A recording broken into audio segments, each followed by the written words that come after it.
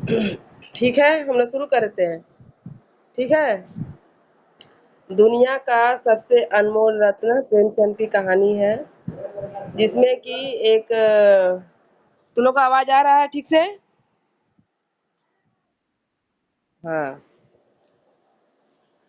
इसमें एक नायिका का नाम दिल फिगार है, और उसका एक प्रेमी का नाम है दिल फरेब, जो कि बहुत ही सच्चा प्रेम करती है।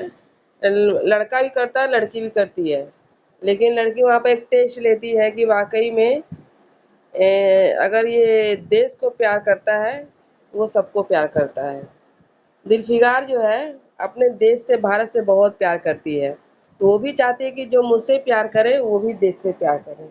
उसके लिए वो एक टेस्ट लेती है, परीक्षा लेती है अपने प्रेमी की, और वो पूछती है कि दुनिया का सबसे अनमोल रत्न क्या है, तुम वो ढूंढ कर पहले लाओ, उसके बाद हमारी और तुम्हारी बात आगे चलेगी। तो यही कहानी है, और हम एक एक करके पढ़ते चलेंगे। ठीक है, बीच बीच में, और व्याख्या करते चलेंगे।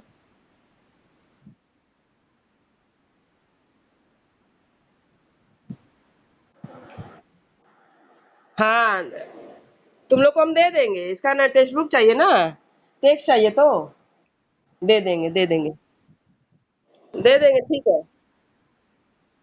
हाँ, हम ये भी दे देंगे, हम स्क्रीन रिकॉर्डिंग भी कर रहे हैं, तुम लोग को मिल जाएगा इसका। ठीक है। दिलफिगार एक कंटीले पेड़ के नीचे दामन चाक किए बैठा हुआ खून के आंसू बहा रहा था। दिलफिगार, सॉरी, दिलफिगार एक लड़का का नाम है दिलफिगार, और लड़की का नाम क्या है? दिलफरेब। वह सौंदर्य की देवी यानी मलका दिलफरेब का सच्चा और जान देने वाला प्रेमी था। दिलफरेब क्या है? नायिका है, और दिलफिगार नायक है। दिलफिगार जो है दिलफरेब से बहुत ही सच्चा प्रेम करता है, बहुत ही, मतलब नहीं होता है, ये दोनों एक दूसरे के लिए ही बने हैं, इस तरह का प्रेम करता है। उन प्रेमियों में नहीं जो इत्र फुलेल में बसकर और शानदार कपड़ों से सजकर आशिक के वेश में मासूकियत का दम भरते हैं। वो दिखावा नहीं करता है, हाँ, सेंट इत्र लगाकर या खूब सुंदर कपड़ा पहनकर, जैसा है वैसा ही वह रहता है, मतलब सीधा साधा है। बल्कि उन सीधे साधे भोले भाले फिदाइयों में जो जंगल और पहाड़ों से सर टकराते हैं और फरियाद मचाते फिरते हैं। दिलफरेब ने उससे कहा था कि अगर तू मेरा सच्चा प्रेमी है तो जा और दुनिया की सबसे अनमोल चीज लेकर मेरे दरबार में आ। ठीक है, ये उसका परीक्षा लेती है। ठीक है ना, दिल फरेब नाम ही इन लोग का, मतलब मिल रहा है, इसका नाम दिल फरेब है, उसका नाम दिल फिगार। दिल फिगार, दिल फरेब। एक और आया, सुभाष आया। ठीक है। दिल फरेब ने उसे कहा था कि अगर तू सचमुच में मुझे प्रेम करते हो तो जाओ दुनिया की सबसे अनमोल चीज मेरे दरबार में लेकर आओ, तब आगे काम बढ़ेगा, तब मैं तुमसे जानूंगी कि हाँ तुम सचमुच वाकई मुझसे प्रेम करते हो, तब मैं तुझे अपनी गुलामी में कबूल करूंगी। हम्म तब मैं गुलामी, मतलब तुम अगर मेरी गुलामी करोगे या मेरी बात मानोगे, तब मैं तुम्हें अपना बनाऊंगी। अगर तुझे वह चीज न मिले तो खबरदार इधर रुख न रखना करना, वरना सूली पर खिंचवा दूंगी। ठीक है। इसका मतलब क्या है, जो नायिका है नायक से धन दौलत में, पैसे रुपए में बहुत ही ऊंचा है, और दिल फिगार जो है वो कम पैसे वाला है, मतलब उसके लायक नहीं, जिस तरह वो बोल रही है ऐसा, तो ऐसा ही लग रहा है, लेकिन वह प्रेम करता है उससे, यही बहुत बड़ी बात है, क्योंकि सच्चा प्रेम मिलता नहीं है। दिल फिगार को अपनी भावनाओं के प्रदर्शन का, शिकवे शिकायत का, प्रेमिका के सौंदर्य दर्शन का तनिक भी अवसर न दिया गया। ठीक है, मतलब उसके दिल में क्या है क्या नहीं है, उसके प्रति क्या शिकवा है क्या शिकायत है, कुछ भी उसको समय नहीं मिला बोलने का, और उसके सामने यह क्वेश्चन आ गया, प्रश्न आ गया, तुम सबसे पहले दुनिया की सबसे जो कीमती चीज है उसको तुम मेरे सामने लाओ। दुनिया का सबसे अनमोल रत्न क्या होता है वो लाओ। दिलफरेब ने ज्यों ही यह फैसला सुनाया, उसके चौबदारों ने गरीब दिलफिगार को धक्के देकर बाहर निकाल दिया। ठीक है, दिलफरेब ने जैसे ही यह बोला, उसके बाद उसके जो नौकर चाकर थे वो क्या किए, दिलफिगार को धक्के मारकर बाहर निकाल दे रहे हैं कि ये तो कर नहीं पाएगा कुछ। ऐसी रानी ने ऐसा ही सवाल किया है कि ये इसके बस का बात नहीं है।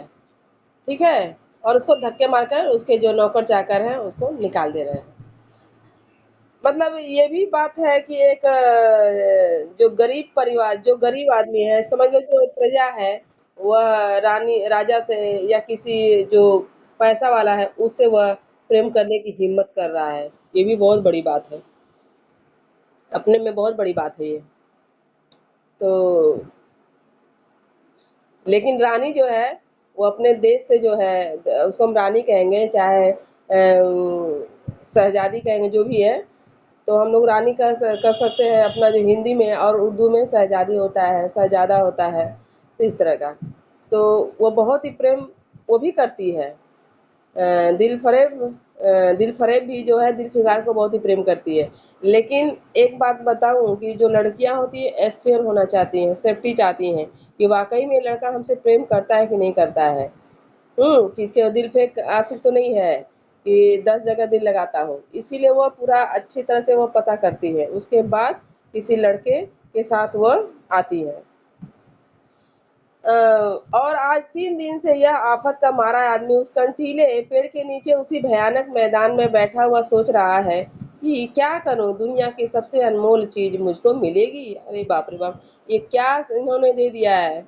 ये जो दे दिया है दिलफरेब ने, ऐसा प्रश्न दे दिया है, ऐसा काम दे दिया है कि ये ढूंढना तो बड़ा मुश्किल है। पर दुनिया की अनमोल चीज है क्या, वो तो मुझे मालूम भी नहीं है, और मुझे मिलेगी भी कि नहीं वो भी कोई सही नहीं है, नामुमकिन, बोल रहा है कि असंभव। और वह है क्या, कारून का खजाना। कारून का खजाना क्या है, वो खजाना है क्या? कारून मतलब ये उर्दू शब्द है, जैसे हम लोग कुबेर का खजाना बोलते हैं ना, तो उसे बोलते हैं कारून का खजाना। ये कारून का खजाना है क्या? आबे हयात क्या दे दिया है ये प्रश्न। खुसरो का ताज, क्या दुनिया का अनमोल रत्न क्या कारून का खजाना है? आबे हयात है, खुसरो का ताज है, जामे जम है, तख्ते ताउस है, परवेज की दौलत नहीं, यह चीजें हरगिज नहीं। दुनिया में जरूर इनसे भी महंगी, इनसे भी अनमोल चीजें मौजूद हैं, मगर वह क्या है, कहाँ है, कैसे मिलेंगी, या खुदा मेरी मुश्किल क्यों कर आसान होंगी। बताओ खुदा, मुझे रास्ता दिखलाओ। ये जो मुझे प्रश्न मिला है बहुत ही नामुमकिन सा मिला है, मुझे तो मालूम ही नहीं कि दुनिया के सबसे अनमोल अनमोल रत्न है क्या आखिर में, और वो मिलेगी भी कि नहीं मिलेगी, कैसी आफत आ पड़ी है। पूरा सोच रहा है दिलफिगार। दिलफिगार इन्हीं ख्यालों में चक्कर खा रहा था, और अक्ल कुछ काम नहीं कर रही थी, उसकी बुद्धि कुछ काम नहीं कर रही थी। बिना मतलब का उसको ये मतलब ऐसा प्रश्न में उसको ये किया गया है कि उसको कुछ समझ में नहीं आ रहा है, समझे। और ऐसा क्वेश्चन ही दे दिया गया है कि उसके समझ में नहीं आ रहा है कि एक रानी का प्रश्न है ना, अगर मैं नहीं कर पाया तो मैं अपने प्रेम में नाकामयाब हो जाऊंगा, और वो नहीं चाहता था कि मैं ऐसे नाकामयाब हूँ। उसको कुछ समझ में नहीं आ रहा था। मुनीर शामी को हातिम सा मददगार मिल गया। ए काश कोई मेरा भी मददगार हो जाता, ए काश मुझे भी उस चीज का जो दुनिया की सबसे बेशकीमत चीज है नाम बतला दिया जाता। बला से वह चीजें हाथ न आती, मगर मुझे इतना तो मालूम हो जाता कि वह किस किस्म की चीज है। मैं घड़े बराबर मोती की खोज में जा सकता हूँ, मैं समुंदर का गीत, पत्थर सा दिल, मौत की आवाज और इनसे भी ज्यादा बे बेनिशान चीजों की तलाश में कमर कस सकता हूँ, मगर दुनिया की सबसे अनमोल चीज यह मेरी कल्पना की उड़ान से बहुत ऊपर है। ठीक है, ये सारी चीजें जो है वो सोच रहा है दिलफिगार कि क्या मोती है, समुद्र का गीत है, पत्थर का दिल, ये सारी चीजें उसके मस्तिष्क में आ रही हैं, क्योंकि उसको समझ नहीं आया कि मैं दुनिया का सबसे अनमोल रत्न है क्या। जो खोजना है जिस चीज को, तो उसको भी तो मालूम होना चाहिए कि ये चीज है, पता भी तो करना है। आसमान पर तारे निकल आए थे। दिलफिकार यकायक अचानक खुदा का नाम लेकर उठा और एक तरफ को चल खड़ा हुआ। भूखा प्यासा नंगे बदन, थकन से चूर वह बरसों वीरानों और आबादियों की खाक छानता फिरा।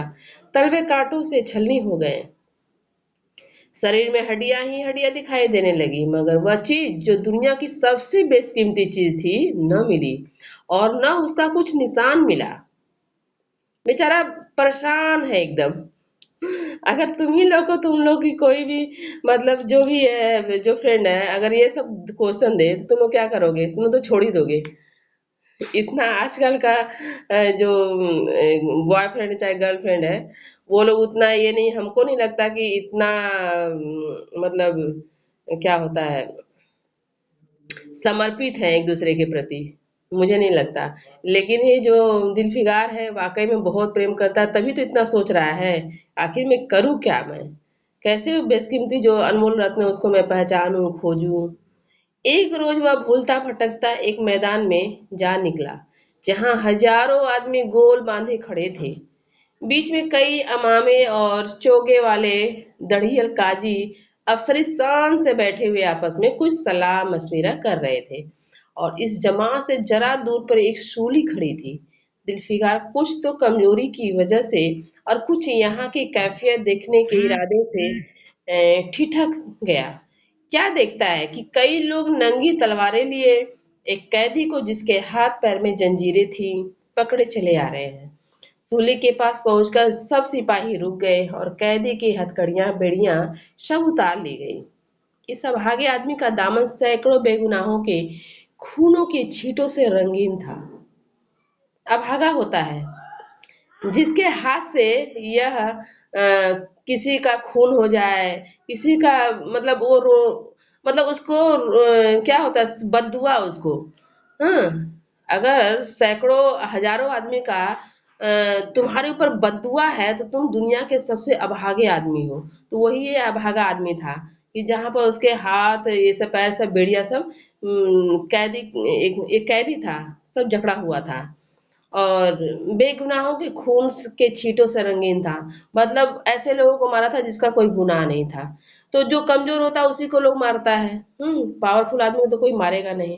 तो ऐसे लोग सोचते हैं कि ये मैंने बहुत अच्छा काम किया, नहीं, उसको भी वही, उसको जो सजा मिलेगा ना, तो वो मौत के लिए दुआ मांगेगा भगवान से।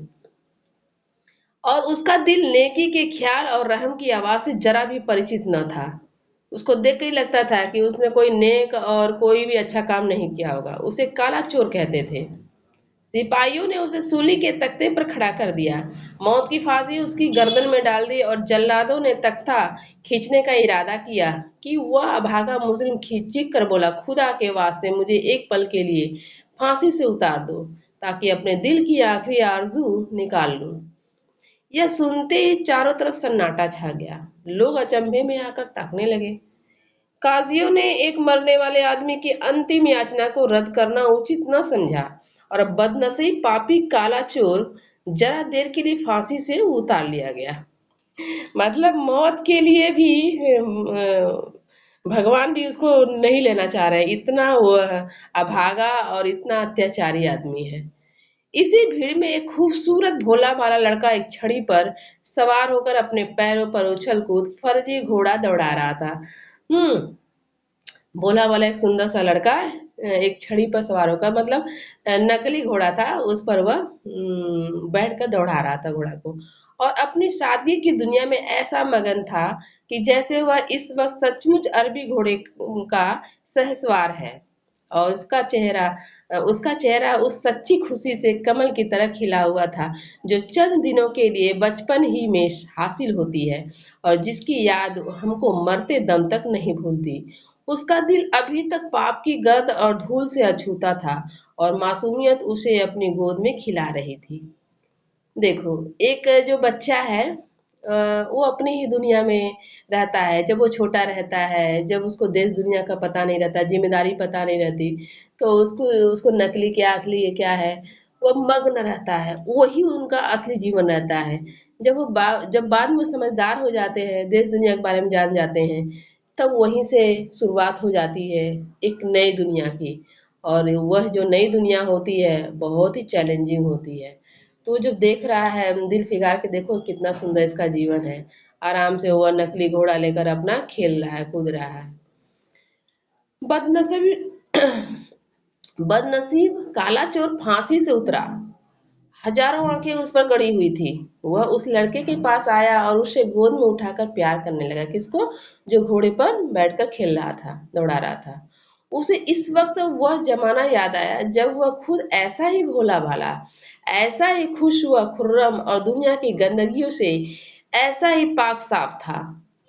दुनिया की गंदगी किसको कहते हैं?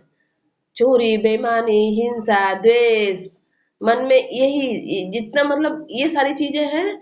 ये अगर चीजें हमारे मन से हट जाएगा, फिर हमारा जो नहीं बोलते हैं हमारा बचपना बहुत सुंदर होता है। बचपना क्यों सुंदर होता है? क्योंकि हमारे अंदर ये सब गंदगी नहीं होती है। जब हमारे अंदर जब गंदगी प्रवेश करती है, उसी समय से हम क्या हो जाते हैं, मतलब ये दुनिया बोझ लगने लगती है। फिर इस दुनिया में जीने का मन नहीं करता है। चारों तरफ लगता है कि यहाँ पर सिर्फ स्वार्थ है, स्वार्थ है, बेईमानी है, चोरी है, यही सब है, लूट खसोट है। और बचपन क्यों अच्छा लगता है? क्योंकि बचपन में वो सारी चीजें नहीं होती हैं, चोरी, बेईमानी, द्वेष, हिंसा, ये सारी चीजें नहीं होती है। तभी बचपन अच्छा लगता है। और वह जब देखता है जो फांसी पर चढ़ने जाता है, तो इस लड़के को लेकर बहुत ही मतलब सोचता है कि देखो मैं भी पहले ऐसा ही था। कोई जब माँ के गोद में या पैदा होता है, तभी से वह मतलब उसके अंदर ये सारे अवगुण नहीं होते हैं। चोर नहीं होता है, डाकू नहीं होता है, या कुछ भी ऐसा अवगुण नहीं होता है जो कि माँ के गर्भ से पैदा हो। वो बाद में होता है। माँ गोदियों में खिलाती थी, बाप बलाएं लेता था। किसकी? जो फांसी पर चढ़ने वाला आदमी है।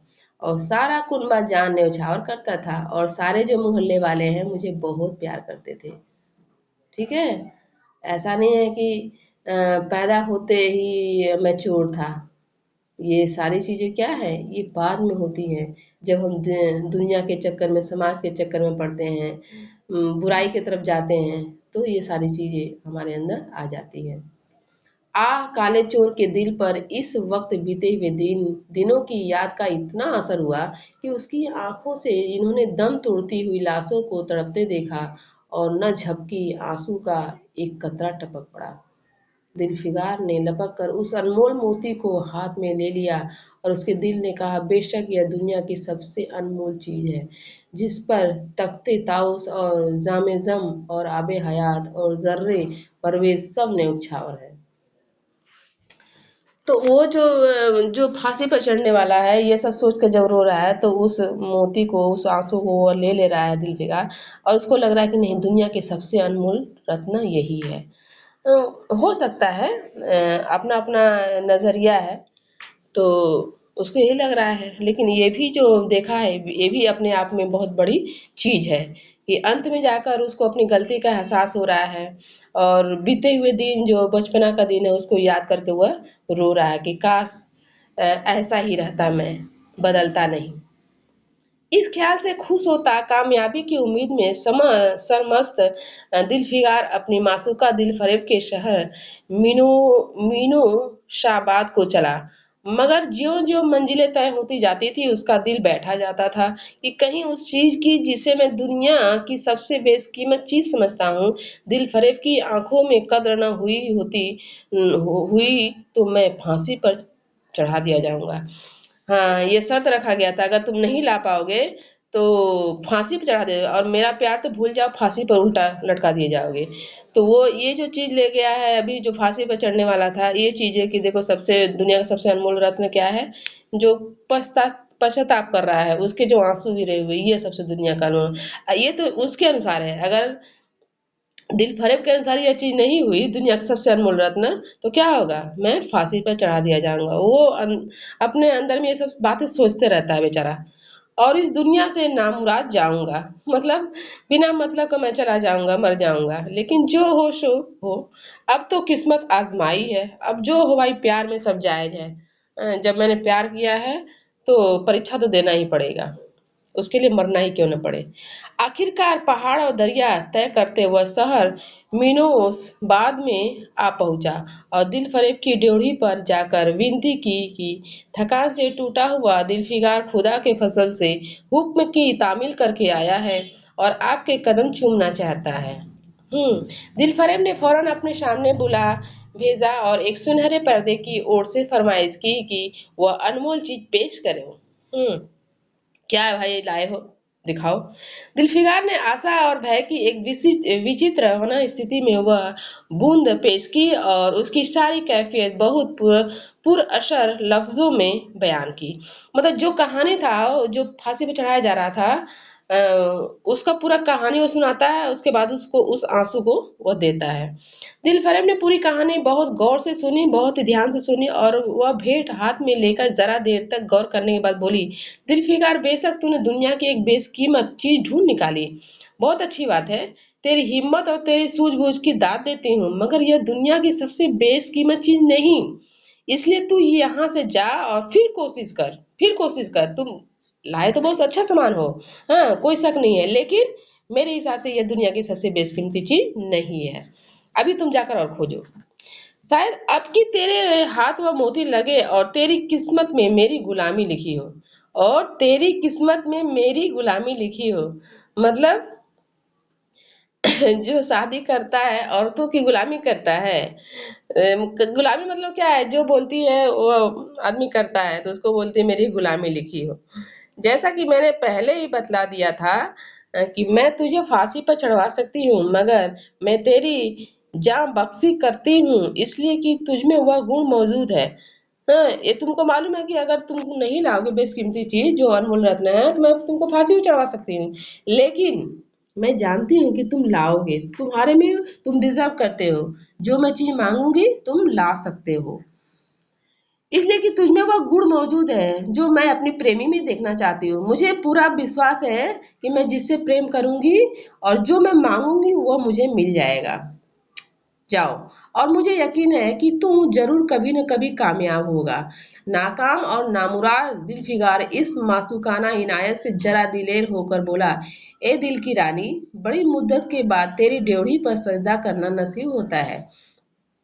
बहुत नसीब वाले होते हैं कि जो आपके दरवाजे पर आते हैं और सजदा करते हैं। मतलब सजदा का मतलब क्या होता है, पूजा पाठ, जो हम लोग बोलते हैं हिंदी में उसको बोलते हैं सजदा। हाँ, कि बहुत ही भाग्यशाली होते हैं जो कि आपके साथ मतलब जो काम करते हैं, आपके जो छत्र छाया में रहते हैं। फिर खुदा जाने ऐसे दिन कब आएंगे, क्या तू अपनी जान देने वाले आशिक के बुरे हाल पर तरस न खाएगी, और क्या तू अपने रूप की एक झलक दिखाकर इस जलते हुए दिलफिगार को आने वाली शक्तियों को झेलने की ताकत न देगी। तेरी एक मस्त निगाह के नशे में चूर होकर मैं वह कर सकता हूँ जो आज तक किसी से न बन पड़ा हो। इतना वो प्यार करता है दिलफिगार, जो है दिल फरेब से इतना प्रेम करता है कि वह कितना ही बड़ा परीक्षा क्यों न ले, लेकिन वह पीछे हटने वाला नहीं है। और सारी बातें बोलता है उसके सामने कि तुमको थोड़ा सा तरस नहीं आता, ये नहीं आता जो बोलते हैं लोग। दिलफरेब आशिक की यह चाव भरी बातें सुनकर गुस्सा हो गई और हुक्म दिया कि इस दीवाने को खड़े खड़े दरबार से निकाल दो। ये सब बातें जो बोल रहा है ना, तो उसको गुस्सा लग रहा है कि एक मतलब प्रेमी के हिसाब से बोल रहा है ना। वो तो ऐसा नहीं सोच रहा है ना कि मैं इसका प्रजा हूँ या फिर ये रानी है। मतलब रानी है, हम प्रजा हैं, प्रजा के हिसाब से नहीं बोल रहा है, वो तो एक आशिक की हैसियत से बोल रहा है। तो उसको ठीक नहीं लग रहा है कि बाप रे, ये इतना छोटा होकर, या फिर अभी तो जो काम दिया था वो किया नहीं है और ऊपर से इतना बोल रहा है।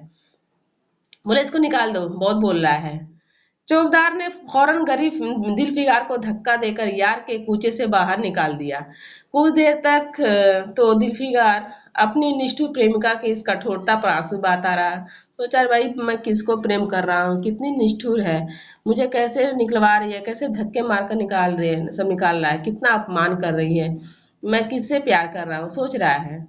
और फिर वह सोचने लगा कि अब कहाँ जाऊं। मुद्दतों रास्ते नापने और जंगलों में भटकने के बाद आंसू की यह बूंद मिली थी। अरे बाबा, कितना तकलीफ से यह बूंद मुझे मिला है। अब मैं कहाँ से लाऊं? अब ऐसी कौन सी चीज है जिसकी कीमत इस आबदार मोती से ज्यादा हो? मतलब आंख का जो आंसू है, आंसू आंसू उसको मोती कहा गया, अब इससे कोई कीमत चीज है? आदमी का अगर आंसू है, उससे ज्यादा कोई कीमत तो किसी चीज का नहीं है। हजरते। अभी कौन आ गए? राजकुमार। अभी देखो, अभी कितना बज रहा है? 5:50 हो गया, अभी आया है। ये कहाँ था तुम लोग? अभी आ रहा है। हम्म।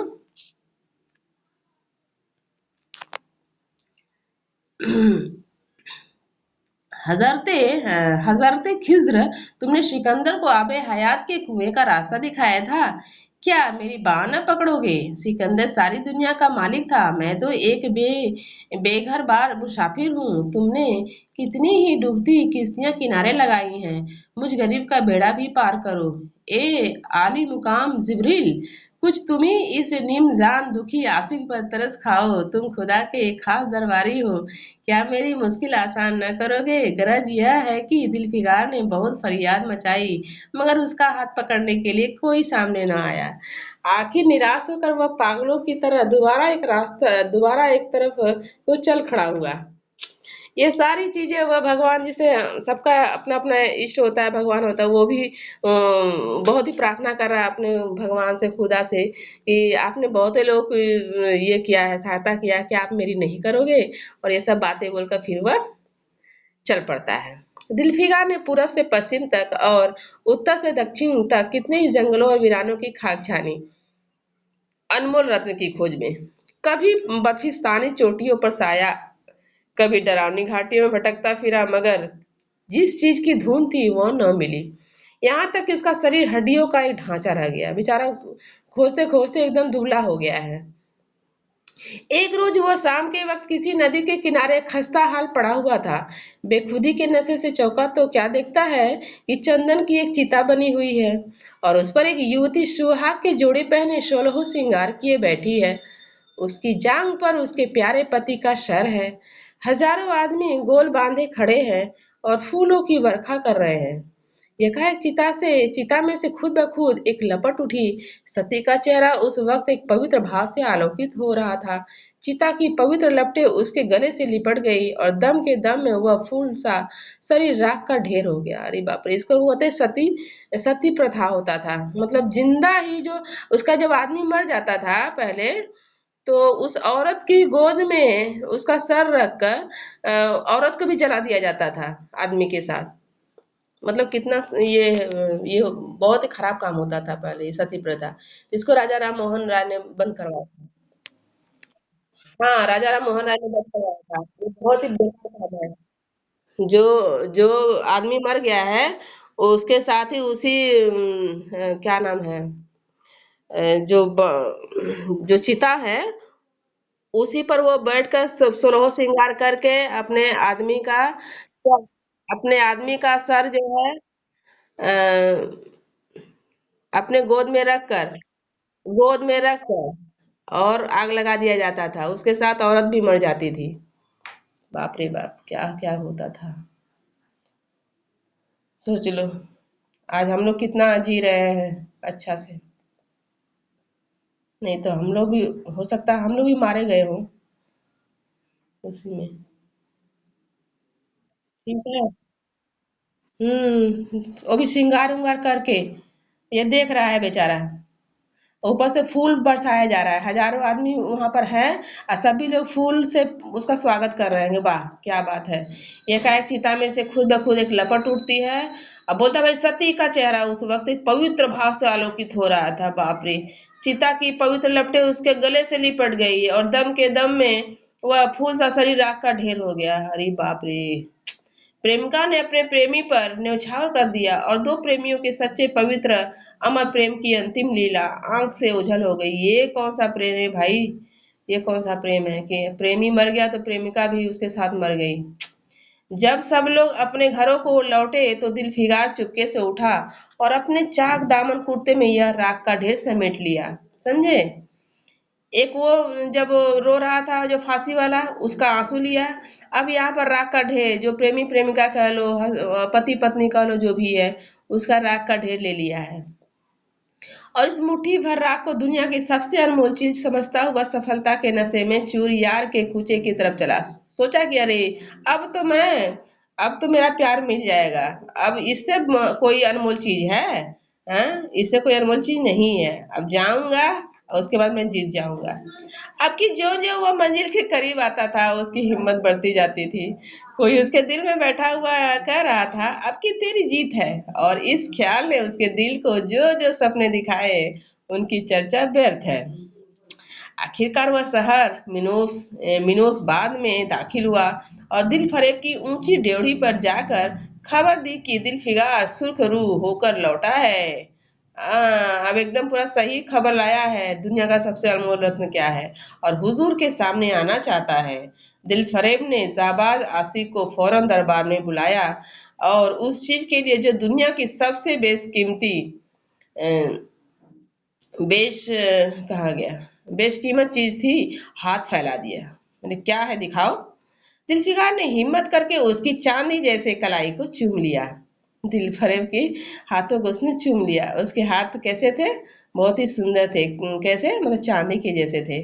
और मुट्ठी भर राख को उसकी हथेली में रखकर सारी कैफियत दिल को पिघला देने वाले लफ्जों में कह सुनाई, सारी कहानी सुनाई। दिल फरेब को सारी कहानी सुनाई और अपनी सुंदर प्रेमिका के होठों से अपनी किस्मत का मुबारक फैसला सुनने के लिए इंतजार करने लगा। बोला, अब तो भाई, अब तो दिल फरेब मान जाएगी। खूब खुश था। दिल फरेब ने उस मुट्ठी भर राख को आंखों से लगा लिया और कुछ देर तक विचारों के सागर में डूबे रहने के बाद बोली, ये जान निछावर करने वाले आशिक दिलफिगार, बेशक यह राख जो तू लाया है, जिसमें लोहे को सोना कर देने की सिफत है, दुनिया की बहुत बेशकीमत चीज है। और मैं सच्चे दिल से तेरी एहसानमंद हूँ कि तूने ऐसी अनमोल भेंट मुझे दी। मगर दुनिया में इससे भी ज्यादा अनमोल कोई चीज है। जा उसे तलाश कर और तब मेरे पास आ। अब क्या होगा? 2 बार परीक्षा दे चुका बेचारा। मैं तहे दिल से 5 बार वो देगा, समझे? 5 बार देगा, 5वां में जीत जाएगा। मैं तहे दिल से दुआ करती हूँ कि खुदा तुझे कामयाब करे। यह कहकर वह सुनहरे पर्दे से बाहर आई और माशूकाना अदा से अपने रूप का जलवा दिखाकर फिर नजरों से ओझल हो गई। ठीक है। एक बिजली सी कौंधी और फिर बादलों के पर्दे में छिप गई। अभी दिलफिगार के होश हवास ठिकाने पर न आ पाए थे कि चौबदार ने मुलामियत से उसका हाथ पकड़कर यार के कूचे से उसको निकाल दिया। अब बेचारा फिर उसी तरह धक्का मार कर निकाल दिया गया और फिर तीसरी बार वह प्रेम का पुजारी निराशा के अथाह समुद्र में गोता खाने लगा। मतलब क्या है, 2 बार वो खत्म, उसका जो भी लाया था। अब तीसरी बार फिर वो तैयारी करने लगा। दिलफिगार का हियाव छूट गया। उसे यकीन हो गया कि मैं दुनिया में उसी तरह नाशाद और नामुराद मर जाने के लिए पैदा किया गया था और अब इसके सिवा और कोई चारा नहीं कि किसी पहाड़ पर चढ़कर नीचे कूद पड़ूं ताकि मासूक के जुल्मों की फरियाद करने के लिए एक हड्डी भी बाकी न रहे। अब उसका मन कर रहा था कि मैं आत्महत्या कर लूं, सुसाइड कर लूं, मैं क्या क्या करूं, तो समझ नहीं आ रहा था कि मैं कहाँ से लाऊं दुनिया के अनमोल रत्न। मैं तो सब ला रहा हूँ, सब बोले कि नहीं ठीक है ठीक है, फिर बाद में बोले कि नहीं, और इससे ये नहीं है, इससे और अच्छा अनमोल रत्न लाओ, इससे अच्छा अनमोल रत्न लाओ। तो मैं कितना लाऊंगा? वह दीवाने की तरह उठा और गिरता पड़ता एक गगनचुंबी पहाड़ की चोटी पर जा पहुंचा। किसी और समय वह ऐसे ऊंचे पहाड़ पर चढ़ने का साहस न कर सकता था, मगर उस वक्त जान देने के जोश में उसे वह पहाड़ एक मामूली टेकरी से ज्यादा ऊंचा न नजर आया। वो जा रहा था मरने के लिए ऊंचा पहाड़ से कूदकर, एकदम पूरा उब गया था वो, एकदम करीब था कि वह नीचे कूद पड़े कि हरे हरे कपड़े पहने हुए और हरा अमामा बांधे एक बुजुर्ग एक हाथ में तस्बीह और दूसरे हाथ में लाठी लिए बरामद हुए और हिम्मत बढ़ाने वाले स्वर में बोले, दिलफिगार, नादान दिलफिगार, यह क्या बुजदिलों जैसी हरकत है? तू मोहब्बत का दावा करता है और तुझे इतनी भी खबर नहीं कि मजबूत इरादा मोहब्बत के रास्ते की पहली मंजिल है। मर्द बनकर हिम्मत ना हार। पूरब की तरफ एक देश है जिसका नाम हिंदुस्तान है। वहां जा और तेरी आरज़ू पूरी होगी। यह कहकर हजरते खिज्र गायब हो गए। उसको ऐसा लगा कि कोई आत्मा या फिर कोई अनजान आदमी उसको आकाशवाणी से सब बोल रहा है। दिलफिकार ने शुक्रिया की नमाज अदा की और ताजा हौसले, ताजा जोश और अलौकिक सहायता का सहारा पाकर खुश खुश पहाड़ से उतरा और हिंदुस्तान की तरफ चल पड़ा। मुद्दतों तक कांटों से भरे हुए जंगलों, आग बरसाने वाले रेगिस्तानों, कठिन घाटियों और अलंध्य पर्वतों को तय करने के बाद दिलफिकार हिंद की पाक सरजमीन में दाखिल हुआ। आग जमीन मतलब पवित्र जमीन। और एक ठंडे पानी के सोते में सफर की तकलीफें धोकर थकान के मारे नदी के किनारे लेट गया। शाम होते होते वह एक चटियल मैदान में पहुंचा जहां बेशुमार अधमरी और बेजान लाशें बिना कफन के पड़ी हुई थी। चील, कौवे और वहशी दरिंदे पड़े थे और सारा मैदान खून से लाल हो रहा था। यह डरावना दृश्य देखते ही दिलफिकार का जी दहल गया। या खुदा, किस मुसीबत में जान फंसी। मरने वालों को कराहना, सिसकना और एड़ियां रगड़कर जान देना, दरिंदों का हड्डियों को नोचना और गोश्त के लोथड़ों को लेकर भागना, ऐसा हौलनाक सीन दिलफिकार ने कभी न देखा था। यकाएक उसे ख्याल आया, यह लड़ाई का मैदान है और यह लाशें सुरमा सिपाहियों की है। इतने में करीब से कराहने की आवाज आई। दिलफिकार उस तरफ फिरा तो देखा कि एक लंबा तगड़ा आदमी जिसका मर्दाना चेहरा जान निकलने की कमजोरी से पीला हो गया है, जमीन पर सर झुकाए पड़ा हुआ है। सीने से खून का फव्वारा जारी है, मगर आबदार तलवार की मूठ पंजे से अलग नहीं हुई। दिलफिकार ने एक चिथड़ा लेकर घाव के मुंह पर रख दिया ताकि खून रुक जाए और बोला, ए जवां मर्द, तू कौन है? जवां मर्द, तू कौन है? जवां मर्द ये ने यह सुनकर आंखें खोली और वीरों की तरह बोला, क्या तू नहीं जानता मैं कौन हूँ? क्या तूने आज इस तलवार की काट नहीं देखी? मैं अपनी माँ का बेटा और भारत का सपूत हूँ। यह कहते कहते उसकी त्योरियों पर बल पड़ गए। पीला चेहरा गुस्से से लाल हो गया और आबदार शमशीर फिर अपना जौहर दिखाने के लिए चमक उठी। दिलफिकार समझ गया कि यह इस वक्त मुझे दुश्मन समझ रहा है। नरमी से बोला, इस जवां मर्द, मैं तेरा दुश्मन नहीं हूँ। अपने वतन से निकला हुआ एक गरीब मुसाफिर हूँ। इधर भूलता भटकता आ निकला। बराए मेहरबानी मुझसे यहाँ की कुल कैफियत बयान कर। किस तरह यहाँ पर आया है उसको बयान कर। वह गया कहाँ पर? जहाँ पर लड़ाई हो रहा है वहां पर वो गया है और वो समझ रहा है ये दुश्मन है। मतलब भारत में, हिंदुस्तान में लड़ाई हो रही है तो वो बाहर से आया ना, तो उसको लग रहा है कि दुश्मन है, इसीलिए वो उसको पूछ रहा है, ये सब बातें बता रहा है और वो शायद मार भी देता अगर वो नहीं बोलता तो। सॉरी, वो तीसरा बार में वो मान जाएगी। पहला, दूसरा और तीसरा, 5 बार नहीं लगेगा, तीसरा में ही मान जाएगी। यही यही लास्ट है, यहाँ से देशभक्ति वाला चीज ले जाएगा वो। कैफियत बयान कर। यह सुनते ही घायल सिपाही बहुत मीठे स्वर में बोला, अगर तू मुसाफिर है तो आ और मेरे खून से तर पहलू में बैठ जा, क्योंकि यही 2 अंगुल जमीन है जो मेरे पास बाकी रह गई है और जो सिवाय मौत के कोई छीन नहीं सकता। अफसोस है कि तू यहाँ ऐसे वक्त में आया जब तेरा आतिथ्य सत्कार करने के योग्य नहीं है। तू ऐसे समय में आया है जहाँ पर तुम्हारा हम लोग आदर सत्कार नहीं कर सकते। हाँ, क्योंकि यहाँ पर तो लड़ाई हो रही है ना, तो हम लोग जो भारतीय होते हैं, हिंदुस्तान के लोग अतिथि को देवता के समान, भगवान के समान मानते हैं। तो इस समय तुम आए हो, इस समय हम लोग सेवा तुम्हारी नहीं कर सकते और यही तो अंगुल जमीन है जो मेरे पास बाकी रह गई और जो सिवाय मौत के कोई नहीं छीन सकता। अफसोस है कि तू यहाँ ऐसे वक्त में है जब तेरा आतिथ्य सत्कार करने के योग्य नहीं। हमारे बाप दादा का देश आज हमारे हाथ से निकल गया और इस वक्त हम बेवतन हैं। मगर पहलू बदलकर हमने हमलावर दुश्मन को बता दिया कि राजपूत अपने देश के लिए कैसी बहादुरी से अपनी जान देता है। यह आसपास जो लाशें तू देख रहा है, यह उन लोगों की है जो इस तलवार के घाट उतरे हैं मुस्कुराकर और गो की मैं बेवतन हूँ मगर गनीमत है कि दुश्मन की जमीन पर नहीं मर रहा हूँ। सीने के घाव से चिथड़ा निकाल कर क्या तूने यह मरहम रख दिया? खून निकलने दे। इसे रोकने से क्या फायदा? क्या मैं अपने ही देश में गुलामी करने के लिए जिंदा रहूं? नहीं, ऐसी जिंदगी से मर जाना अच्छा। इससे अच्छी मौत मुमकिन नहीं। जवां मर्द की आवाज मध्यम हो गई, अंग ढीले पड़ गए। खून इतना ज्यादा बहा कि खुद ब खुद बंद हो गया। रह रह कर एकाध बूंद टपक पड़ता था। आखिरकार सारा शरीर बेदम हो गया।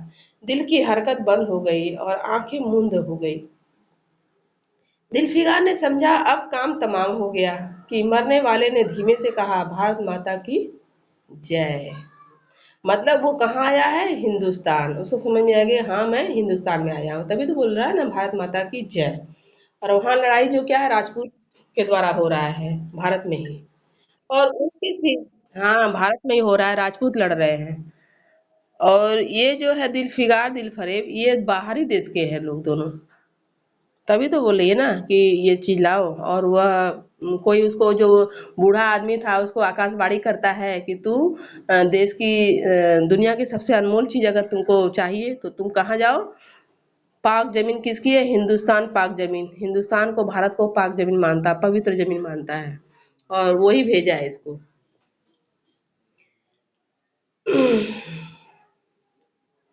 हम्म। कहाँ गया? हम्म। अच्छा। उसने फौरन खून की बूंद को, जिसके आगे यमन का लाल हेच भी है, हाथ में ले लिया और इस दिले राजपूत की बहादुरी पर हैरत करता हुआ अपने वतन की तरफ रवाना हुआ। और सख्तियां झेलता हुआ आखिरकार बहुत दिनों के बाद रूप की रानी मलका दिल फरेब की ड्योढ़ी पर जा पहुंचा और पैगाम दिया कि दिलफिगार सुरखरू और कामयाब होकर लौटा है और दरबार में हाजिर होना चाहता है। ये लास्ट इसका परीक्षा है। मैंने बोला था 5 नहीं, लेकिन सॉरी 3 है। हम्म। दिलफरेब ने उसे फौरन हाजिर होने का हुक्म दिया। खुद हस्बे मालूम सुनहरे पर्दे की ओट में बैठी और बोली, दिलफिगार अब की तू बहुत दिनों के बाद वापस आया है। ला, दुनिया की सबसे बेशकीमत चीज कहाँ है? दिलफिगार ने मेहंदी रची हथेलियों को चूमते हुए खून का कतरा उस पर रख दिया। जिस राजपूत के शरीर से खून बह रहा था उस खून को उसने ले लिया था और वो अपने देश के लिए मर रहा था, वही उसको देख रहा था। और उसकी पूरी कैफियत पुरजोश लहजे में कह सुनाई, सारी कहानी वह सुनाई उस राजपूत की। वह खामोश भी न होने पाया था कि एकाएक यह सुनहरा पर्दा हट गया और दिलफिकार के सामने हुस्न का एक दरबार सजा हुआ नजर आया। जैसे अभी वो कहा पूरा नजर भी नहीं आया था, पूरा कहानी सुना भी नहीं पाया था। उसके बाद क्या है, दिल फरेब जो है अपने आप वहां पर सामने आ जा रही है। 2 बार जो था, दोनों बार में वो अपना चेहरा नहीं दिखाई वो, मतलब पर्दा लगा हुआ था, वहीं से सुन रही थी। लेकिन तीसरे बार में क्या हुआ, वो पर्दा हट गया और मतलब आधा ही सुनाया था वो देशभक्ति का कहानी जो था, देशभक्ति का जो बात था। उसके बाद वो सामने नजर आ रही है, जिसकी एक एक नाज़नीन जुलेखा से बढ़कर थी। मतलब इतनी सुंदर थी वो कि मतलब एक एक जो उसका अंग था वो देखने लायक था, इतनी सुंदर थी वो। दिलफरेब बड़ी शान के साथ सुनहरी मसनद पर सुशोभित हो रही थी। दिलफिगार हुस्न का यह तृष्ण देखकर अचंभे में पड़ गया और चित्र लिखी सा खड़ा रहा कि दिलफरेब मसनद से उठी और कई कदम आगे बढ़कर उसे लिपट गई। दिल फरेब जो क्या है, उसको गले लगा लेती है और उतनी सुंदर भी है। गाने वालियों ने खुशी के गाने शुरू किए, दरबारियों ने दिल फिगार को नजरें भेंट की और चांद सूरज को बड़ी इज्जत के साथ मसनद पर बैठा दिया। जब वह लुभावना गीत बंद हुआ तो दिल फरेब खड़ी हो गई और हाथ जोड़कर दिलफिगार से बोली, ये जानिसार आशिक दिलफिगार, मेरी दुआएं बर आई और खुदा ने मेरी सुन ली और तुझे कामयाब व सुरखरू किया। आज से तू मेरा मालिक है और मैं तेरी लौंडी। लौंडी मतलब क्या होता है? लौंडी का मतलब बोलो, कोई कोई जानता है? आ? लौंडी का मतलब क्या होता है? इसमें एक वर्ड लिखा गया लौंडिया। लौंडी। लौंडी का मतलब होता है दासी, सेविका। समझे? लौंडी का मतलब होता है आज मैं तेरी दासी हुई, मैं तेरी सेविका हुई, तू मेरा मालिक है, क्योंकि तुमने वो काम किया है जो मैंने सोचा था कि वो तुम ही करोगे, और वाकई में तुमने किया है। जो मैंने सोचा वो चीज तुमने किया है, इसलिए मैं तुम्हारी दासी हो गई। अब तुम जो बोलोगे, अब तुम मेरे मालिक हो, वो मैं करूंगी। यह कहकर उसने एक रत्न जटित मंजूषा मंगाई और उसमें से एक तख्ती निकाली जिस पर सुनहरे अक्षरों से लिखा हुआ था, खून का वह आखिरी कतरा जो वतन की हिफाजत में गिरे। दुनिया की सबसे अनमोल चीज क्या है? अनमोल रत्न, खून का आखिरी कतरा। किसके लिए गिरे? जो देश के लिए गिरे। जो देश के लिए अपने सब कुछ, मतलब उसके जो प्राण, आदमी का अगर सबसे कीमती चीज क्या है? प्राण है। अगर वो चीज अगर चले जाए देश की रक्षा के लिए, देश के लिए, उससे अनमोल कोई दुनिया में वस्तु हो ही नहीं सकती। और ये चीज जो है दिल फरेब जानती थी कि मेरा जो आशिक दिल फिगार है वह जरूर ये चीज लाएगा, और तभी ऐसे आशिक को वह पसंद करती है कि अगर वह देश से प्रेम करता है, देश की अहमियत को समझता है, तो वह मुझे भी प्रेम करेगा। तो आप लोगों का यह कहानी जो है, क्या नाम है, दुनिया का सबसे अनमोल रत्न जो कि प्रेमचंद का। हाँ, प्रेमचंद का कहानी जो है, इनका जो कहानी होता है ऐसा ही होता है। मतलब समझना क्या है, आप पढ़ते जाओगे ना, समझने की कोई बात ही नहीं है, सब क्लियर होते जाता है। तो इसमें ज्यादा कैरेक्टर भी नहीं है, दो ही कैरेक्टर हैं, दिल फिगार दिल फरेब। मतलब इस पर अगर कोई पिक्चर भी बनती है तो बहुत सुंदर होगी। वैसे ही प्रेमचंद का बहुत सारा ऐसा है, कहानी है, चाहे नाटक है, उपन्यास, उस पर पिक्चर बना है। तो ये जो है दुनिया का सबसे अनमोल रत्न कहानी, ये भी बहुत सुंदर कहानी है, जो कि ये अपने देश का नहीं है। ये जो दोनों जो कैरेक्टर ये बाहर का है, अब किस देश का है नहीं मालूम है, लेकिन ये बाहर का ही है। और लेकिन जो उसका आशिक है, दुनिया का अनमोल रत्न अगर खोजने के लिए आया है तो वो भारत में आया है। कहने मतलब क्या है कि हमारे देश के लोग देश को बहुत ही प्रेम करते थे। अब वही वाला देश प्रेम अगर कहीं से देखना हो तो भारत में आकर देखे। और उसको वो जो आदमी मिला है, वही उसको बोलता है कि तुम भारत में जाओ। पाक जमीन इसको बोलता है, पवित्र जमीन, भारत को वो पवित्र जमीन मानता है। ये सबसे अच्छी बात है, समझ। तो ये कहानी यहीं पर खत्म हो रहा है। तो इसमें से अगर इसका समीक्षा आ सकता है व्याख्या में, क्वेश्चन में समीक्षा आ सकता है, या फिर व्याख्या आएगा, व्याख्या दे सकता है इसमें से कुछ ये निकाल कर। एक कहानी है ना इसमें, तो कुछ पॉइंट निकाल कर उसमें दे सकता है। और इसको जब कहानी आप लोग पढ़ोगे तो एक एक लाइन जो है अच्छी तरह से, मतलब अच्छा लगता है पढ़ने में। तो कोई भी क्वेश्चन आएगा तो मेरी समझ में नहीं लग रहा कि नहीं कर पाओगे, सभी आप लोग कर पाओगे। ठीक है? और जहाँ तक अगर देख रहे हैं कुछ अगर नोट्स मिल रहा है तो मैं सेंड कर दूंगी, ठीक है? और शॉर्ट वाला, हाँ जो होगा हम दे देंगे, जो होगा। हाँ हाँ, उसमें से पूछा जाता है, सभी है उसमें। कहानी कहानी तो हमको नहीं लग रहा है कि इस कहानी आप लोग अगर पूरा अगर कहानी पढ़ रहे हो तो उसमें से छोटा शॉर्ट वाला आएगा तो नहीं कर पाओगे, सभी लोग कर लोगे। और जो कवि है उनके बारे में पढ़िएगा, मुंशी मुंशी प्रेमचंद के बारे में, कहाँ जन्म हुआ था, कौन कौन सी रचनाएं थी, ये सारी चीजें हैं। एक मतलब क्या, जीवनी जरूर पढ़ना चाहिए, जिसके जिसका लिखा हुआ अगर हम पढ़ रहे हैं तो उसके बारे में तो कुछ तो जानकारी होनी चाहिए। तो अगर कवि के बारे में थोड़ा पढ़ ले रहे हैं, कहानी पढ़ ले रहे हैं, तो कहीं से भी क्वेश्चन आएगा आराम से हम लोग लिख लेंगे। ये कब लिखा गया था, इसमें कैरेक्टर का कौन कौन से मेन कैरेक्टर है, ये मेन है। ठीक है। शाइनी, शैली, इनकी जो भाषा शैली बहुत ही ये साधारण है, साधारण है, बिल्कुल सीधा है। इसमें इनकी जो शैली, जो लिखने की शैली है, भाषा शैली है, बहुत ही सीधा साधा है। आम आम जनता की भाषा है, आम बोलचाल की भाषा सभी है। शैली में भाषा आ जाएगा।